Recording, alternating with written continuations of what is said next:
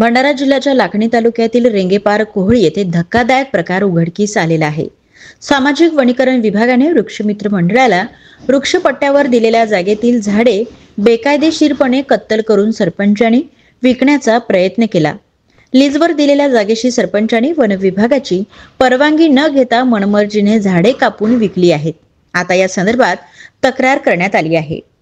लाखणी तालुक्यातील रेंगेपार कोहळी येथील सामाजिक वनीकरण विभागाच्या ताब्यामध्ये असलेली जागा 1992 ला वृक्षमित्र मंडळाला व वृक्षपट्ट्यावर लीज 20 एकर जागा वृक्ष संवर्धनाकरिता गावातील वृक्षमित्र मंडळाला देण्यात आली आणि त्या जागेत जवळपास 400 झाडे आंब्याचे, निलगिरीचे 1200 तर बांबू 1000, सागवान 1000 व इतर बहुउपयोगी वृक्षांची लागवड करून वृक्षमित्र मंडळाने जोपासना केली।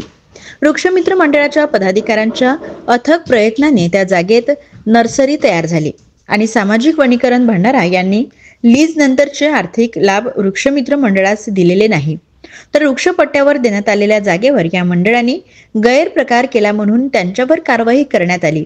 संबंधित प्रकरण न्यायप्रविष्ट आहे व हा गट 2024 मध्ये शासनाने आपल्या ताब्यात घेतला आणि त्यावर देखभाल म्हणून ग्रामपंचायतला सांगितले, पण सरपंच यांनी ही मालमत्ता आपलीच असल्याचं सांगून वन विभागाची कुठलीही परवानगी न घेता 109 निलगिरीचे झाडे तोडली आहेत आणि यावर आता कारवाई व्हावी म्हणून वृक्षमित्र मंडळाच्या सदस्यांनी तक्रार दिली आहे।